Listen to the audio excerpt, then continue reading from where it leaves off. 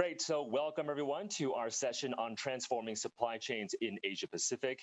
My name is Michael Wong and I'm an anchor at China Global Television Network, or CGTN, and it is an absolute pleasure to moderate such a timely discussion on this right now, because we know with Asia contributing now to more than around 2/3 of global growth, we're going to need to see a robust and sustained recovery in this part of the world in order to see a robust global recovery. And of course, supply chains underpin the dynamism of the region.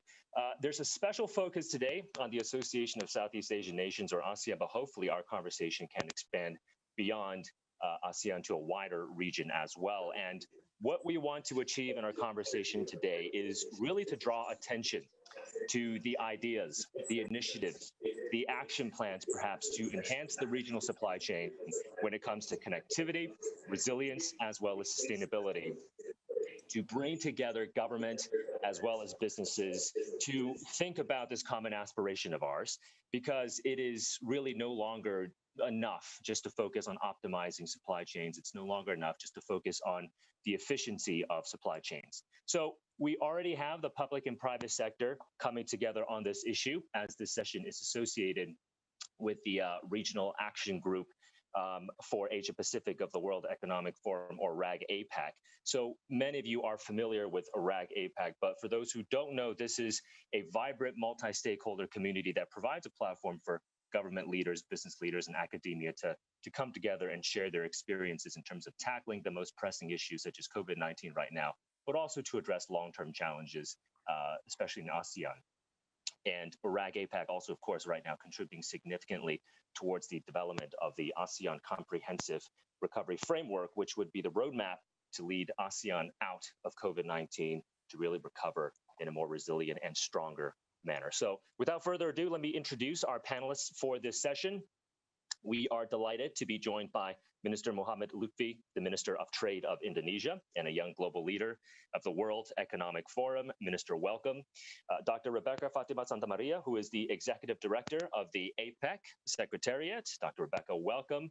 We are also joined by Tariq Sultan Al-Essa, CEO and Vice Chairman of the Board at Logistics Giant Agility, and Vijay Aswaran, who is the Executive Chairman of the Diversified and Multinational QI Group. So we have a fantastic panel that touches all corners of the supply chain. We've got regional cooperation, we've got government, we've got industry as well. So welcome to you all. All right, Minister, let me begin with you first. So where I am here in China, supply chains have essentially recovered back to pre-COVID levels, but growth in ASEAN right now projected to decline by around 4% in 2020. So the first sort of contraction that we've seen in the region in over 2 decades. Give us the state of play.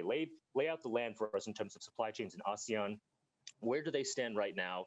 How do supply chains look in ASEAN's largest economy, where you are in Indonesia? But also perhaps the opportunities, the pathways forward to really transform supply chains in the region. Well, something's common in ASEAN, especially ASEAN archipelago countries. That is, the supply chain is actually driven by investment, and this investment probably enhanced by the trade wars that's happening between China and the US. And also during this COVID-19 digital transformation, digital market becoming a very important coefficient in this issue. So if I can see, this trade wars created a lot of movement outside of China to find a subtle, a very good production area outside of China in order to substitute, especially during the trade war. At the same time, which Indonesia is experiencing right now, I just announced the result of 2020 trade balance of Indonesia toward the world. And there, in the top 10 of our non-oil and gas export, we found 2 very good competitive industry that we export. For the very first time, Indonesia actually selling, instead of raw materials and half-finished goods, actually Indonesia now becoming the 2nd largest producer of stainless steel. And the second one, Indonesia also have automotive and means, we're selling cars and spare parts toward the world and becoming number 6 of our non-oil and gas export. Meaning that Indonesia right now is connected to the supply chain, and we are making sure that the supply chain becoming a good demand, so Indonesian logistics becoming very good as well. So if you look, Indonesia was ranked number 63 just 3 years ago, but today Indonesia is number 40. We cut down the cost of logistics from around 9% from our product today to around 6% today. But for the most advanced country, this number has to be lowered by half, from 6%. So this is an opportunity for countries like Indonesia, for countries like in ASEAN, and also since I'm coming from the government side, government sometimes not helping the process of the supply chain. At the very beginning of the COVID-19, we experienced that the first things we do is that because the demand for PPEs, for masks, for all this gown, surgical gown, it's very important. We try to stop export of PPE abroad. Not long after that, we figured it out that, other countries that have the ingredients for medicine also try to stop that from exporting. Then we realized that we have to work together. And because of that, I think in the future, taking the lesson learned from this COVID-19, countries like Indonesia, countries in ASEAN need to work together, mitigate together for some issues, especially something like pandemic and the COVID-19. I'm sure this is will not be the last one that we're going to experience. And because of that, Indonesia is committed that we are part of the value chains of the world. We're also committed to make sure that supply chain for everyone, not only for Indonesia, but have to be for region, for ASEAN. And because of that, I believe the transformations, the resilience, the efficiency of the supply chain in this region will become very good, very efficient, and hopefully sustainable. Thank you for that, Minister. It's great to hear that Indonesia is also moving up supply chains. It's more connected, I guess, now to global value chains. And you mentioned really working together on supply chains. So Dr. Rebecca, let me get to you on that, because you've spoken before in terms of deeper integration in the region can lead to more resilient supply chains. Talk to us about how government perhaps can play a more enabling role in making sure the supply chains are more connected, resilient, and sustainable. Yeah, thank you very much for the question. Thank you for inviting us to this very important webinar rather. Before I answer your question, I have to state that the opportunities and challenges facing ASEAN are similar to what we see in APEC, only that APEC is a much more diverse constituency that has a more diverse constituency extending beyond Southeast Asia and around the Pacific Ocean. APEC also includes some very important global supply chain and manufacturing hubs. You talk of China, Singapore, Korea, for example. So from my vantage point, the conversation around supply and value chains must necessarily involve regional economic integration. So in the past 3 decades, we've experienced how working together to deepen economic integration has made APEC the most dynamic region in the world. Dr. Mari Pangestu, I'm sure Minister Lutfi is very familiar with her. She's the managing director of the Development Policy and Partnership at the World Bank. In a recent discussion on trade and investment, she noted that the APEC region is seeing faster recovery from the effects of the pandemic, precisely because of how integrated our value chains are. And the pandemic has made it clear that the imperative is for more regional international collaboration, and Minister Lutfi alluded to that when he talked of how your restrictions don't work. At some point you got to collaborate, and that is it has taught us that none of us can go it alone. And here's what is more apparent. We must look at the supply chains, the questions around supply chains more holistically. It's not just about movement of goods, but also services, people, disruptions, not just because of infrastructure, but because also the pandemic, people cannot travel, the employees cannot go to work, so those affected. And the shipping sector also, we have vessels that are stuck because of quarantine issues. So all these things add up, and there's a role here clearly for governments and the businesses to figure out, how do we manage this? What do we do? How do we ensure that these disruptions are not permanent, and how do we manage those disruptions. So businesses, while you are rethinking supply and value chains, and you're talking not just about costs, but you're talking about resilience and logistical risks. We in government, we have to look at our rules, and flexibilities. How do we facilitate the flow of essential goods, of people? How do we enhance regional and global collaboration in research, manufacturing, distribution of goods, whether it's vaccines or medical supplies? How do we look at regulatory innovation? Now, that is the role of government. The role of government is really about facilitation. And at the end of the day, businesses will look at how they can survive, but they need that ecosystem. And that ecosystem is where government has a very strong role. If you're talking of the free trade agreements, that's part of government. But governments cannot negotiate that on its own, right? We need the businesses to provide the input. So there's a lot going here. There's so much we can say about it, but Michael, I don't want to dominate this conversation. If you get me going, I'll never stop. So yeah, let me stop here. Yeah. I can hear the passion, Dr. Rebecca, in terms of really bringing together government and the private sector to deal with this issue. And speaking of business, Mr. Sultan, let me get to you, because agility, 26,000 employees in some 100 countries. So from an industry perspective, you are very passionate in terms of digitizing customs. And perhaps you can expand on that a little bit more for us in terms of the opportunities that provides, in particular to small and medium-sized enterprises, what opportunities that means for SMEs. And why are you drawing so much attention to SMEs? Because this could be perhaps an underappreciated element when we talk about supply chains. So thank you for that question. I think this year has been unmitigated disaster for the SMEs.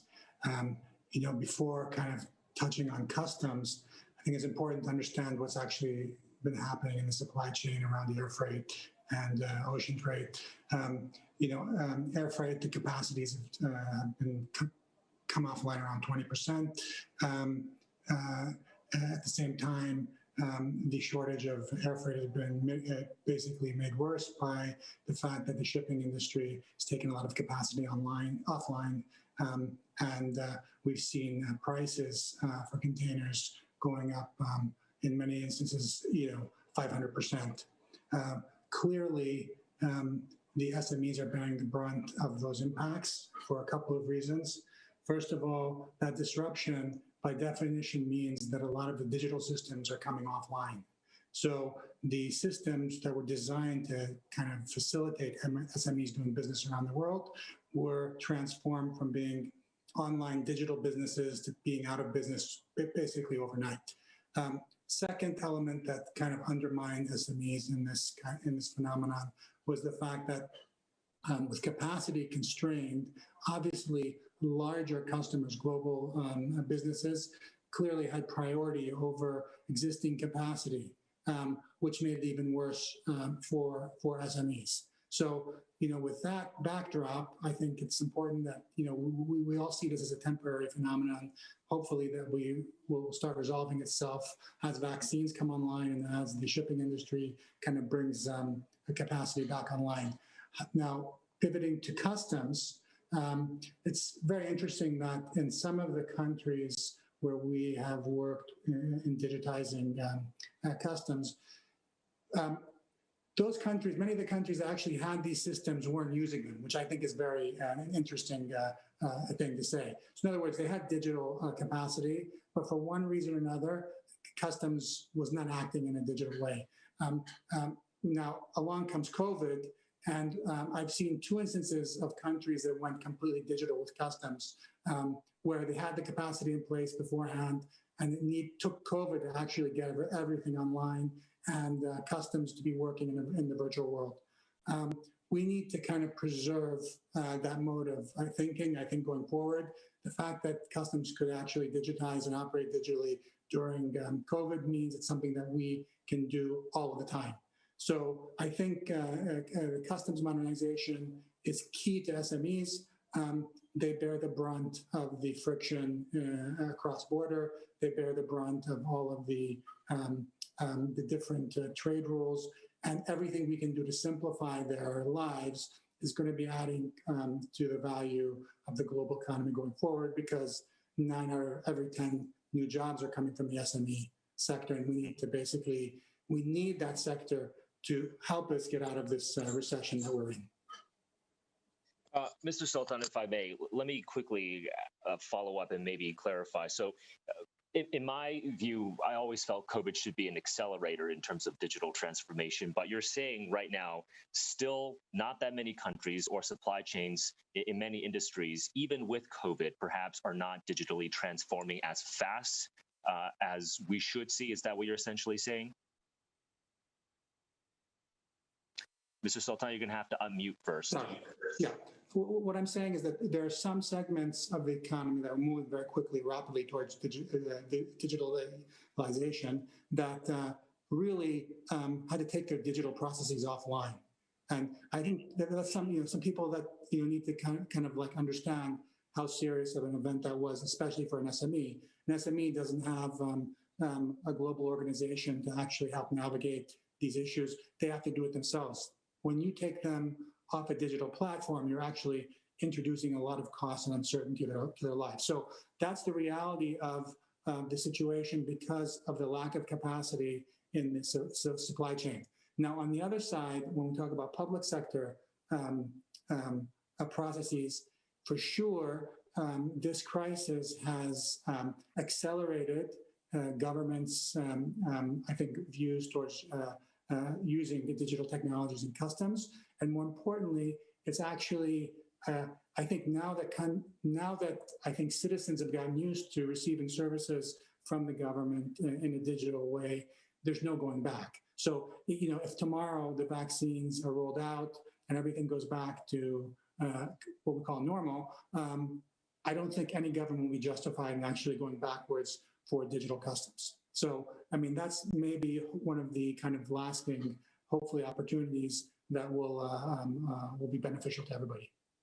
Okay, got it. Thank you for that, Mr. Sultan. Dr. Vijay, let me get to you, because speaking of vaccines being rolled out, whether it's supply chains overall in ASEAN recovering or SMEs recovering, being more included in supply chains, you talk about the need for ASEAN to see more coordination when it comes to rolling out vaccines. So the vaccination supply chain is very critical in your view. Give us some more color on that. Well, first of all, it's an honor to be here, pleasure to be among all of you.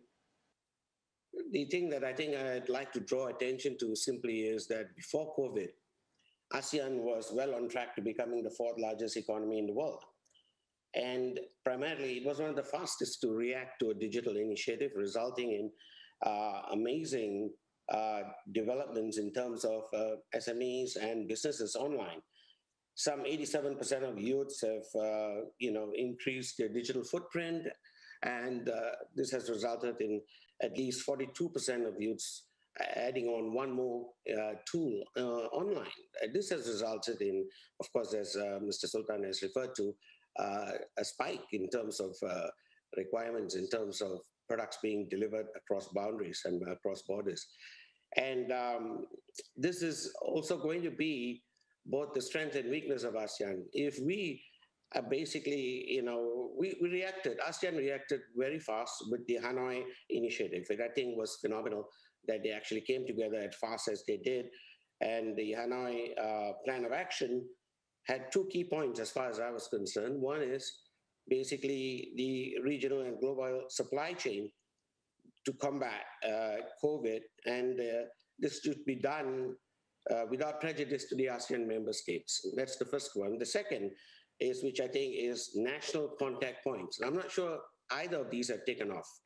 And this is a challenge because now we come to what I refer to as vaccine diplomacy.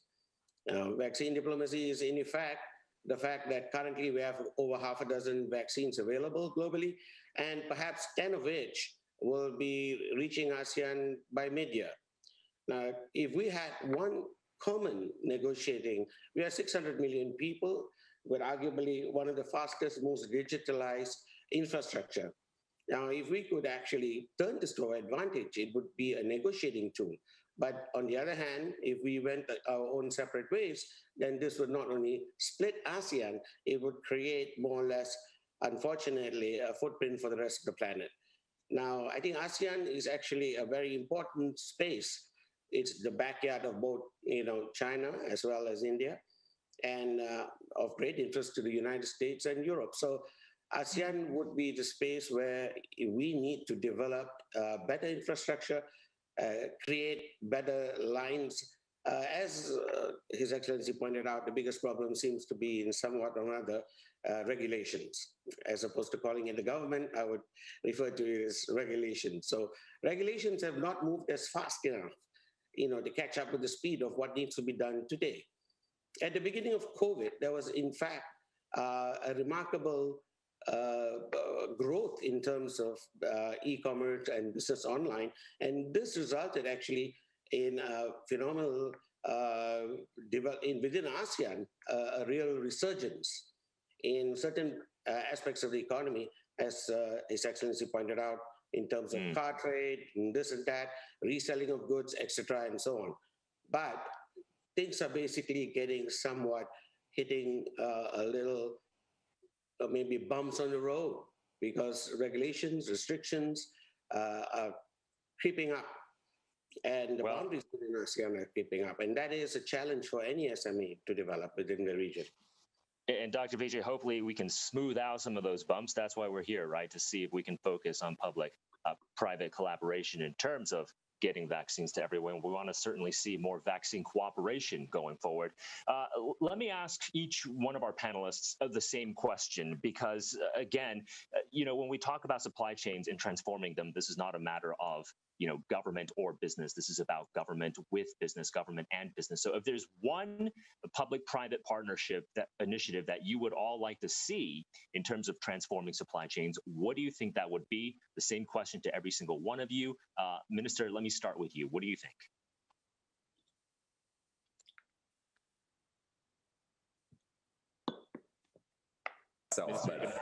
I'm sorry.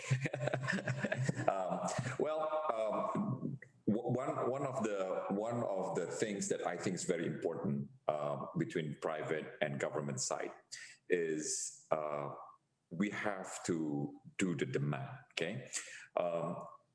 For example, digitalizations, especially the e-commerce in Indonesia, skyrocketed during this COVID-19.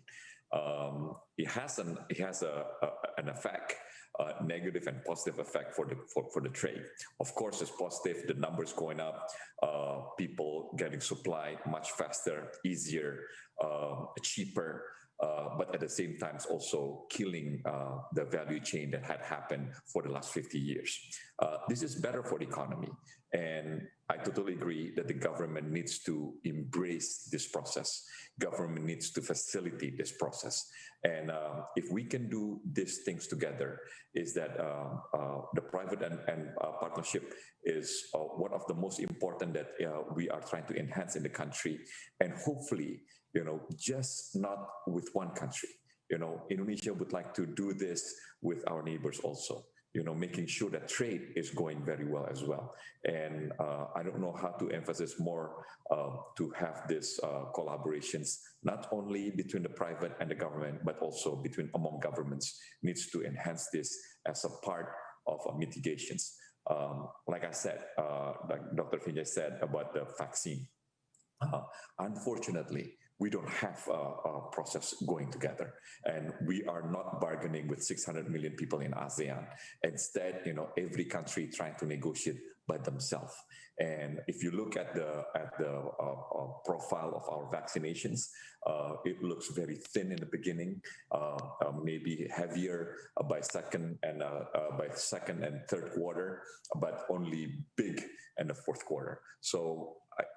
I truly believe that without the vaccinations, without this fighting the COVID-19, this will be very difficult. So maybe we should start the partnerships between private and government to fight the COVID-19. I'm pretty sure this is not the first one, but definitely will not be the last one. And we should start from there. Okay. All right. Thanks for that, Minister Lutfi. A very strong message of optimism and collaboration. We're just a tad short on time, about 6 minutes left in the first half. So, Dr. Rebecca, let me turn to you now. Okay. Thank you so much. For me, I want to be very practical and granular about this. So it's not just about COVID, but post-COVID, in the recovery phase, what are we going to do? So let me just focus on the role of government working together with business, the whole idea of trade facilitation, and trust. I think we need to build trust here also. One very practical initiative, and I know Tariq talked about customs modernization. I want to take it a little step further and deeper. One practical initiative that we should be focusing on, and this is the time to do it, is to get more of our companies on the Authorized Economic Operator Program. Now, this is a WCO program, the World Customs Organization. It is so technical. It is very difficult for SMEs to get onto this program. So how do we work with customs, with government? So it's an inter and intra-governmental body that needs to do this together with business, especially the SMEs. When I was at the Trade Ministry many years ago, that was one of the things. I said, can we try and help the SMEs? Because the AEO, you get benefits, faster clearance, deferred payments, and all that. But it is so technical because there is an element of standards. It's like ISO. You must abide. There's mutual recognition and then trust again. So how do we get this? How do we get the government bodies working together, what they call the other government agencies working with customs and corporations? So this is, and we've done, in APEC, we have done studies on this, case studies, which we are very willing to share, where we've seen companies and economies that have really got their AEOs, their companies onto this program. They have seen reduced customs clearance times. They've done this time release studies, and they've shown reduction in the time to export, time to import. So this is a very practical way of getting us to facilitate this so that business can carry on. Your supply chains, your competitiveness is there, and it has been in existence for the longest time. We just need to get our act together and get on it, because if our role is to make it easier, faster, and cheaper to do business, here is an opportunity. Use this, work together, and we cannot work. Customs has a key role, so has other government agencies. So if I were to offer one, I would offer this. Make it simpler, make it easier, less complex, so that SMEs can get onto this and take the benefits as well. Okay, so building trust and simplify the procedure for SMEs. And Mr. Sultan, if you could, please.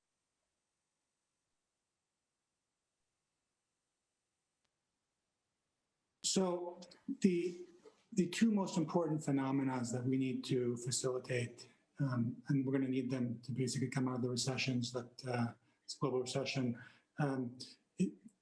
cross-border e-commerce and the kind of development of SMEs. Those two sectors, basically, when you have, and when we talk about customs, I think modernization, we talk not just about customs, but all of the digital processes around customs, and kind of making sure we put those in a digital format that allows the business processes to be one and standard across all government agencies. I think we need to make sure that we engage in public-private partnerships to help kind of expedite these projects, because they are very difficult projects to undertake, especially when you're talking about typical, I would say, customs modernization project is going to involve 20 or 30 different stakeholders in any individual government. I know in Malaysia on a single project there was over 100 different government agencies involved in that digitization program. So it gives you an idea how complex it is. But if you get it right, you're going to be basically creating value in business for the SMEs and for e-commerce. Without it, e-commerce and SMEs are going to be running into a brick wall. Got it. All right. Thank you, Mr. Sultan. Dr. Beji, to you, a bit short on time, maybe just 30, 40 seconds, crystallize your thoughts. I totally agree with both His Excellency, with just what Mr. Sultan has said, and clearly with Tan Sri Rebecca. we need e-commerce and cross-border business to improve. And this has to be made simple, fast, and efficient. And this cannot happen primarily from either only the government point of view or either the private point of view. There has to be a partnership, and this has to somehow be evolved and brought to the fore. ASEAN is the best place for this to happen. I strongly, again, propose that we go back to the Hanoi Initiative and take it on to the next level. Okay, great. We're going to leave it there. Thank you all. So public-private sector collaboration, focus on digitization, government to government, government and business, trust, simpler processes for SMEs, and e-commerce. Thank you to all of our panelists for the first half of the session and your insights and perspectives shared here. If I could ask our panelists and forum members and partners to stay on for the second half of the session, please. Thank you all.